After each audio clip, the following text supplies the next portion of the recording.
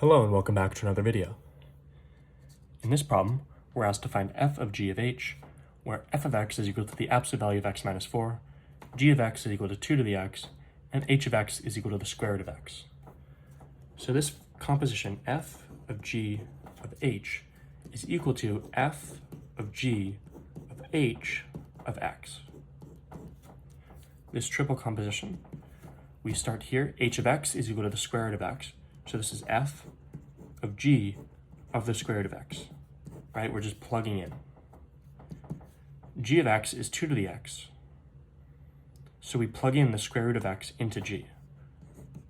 G of the square root of x is equal to 2 to the square root of x. And now we do one last plugging in. We plug in 2 to the square root of x into f.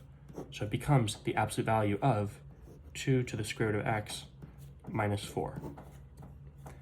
And this is f of g of h.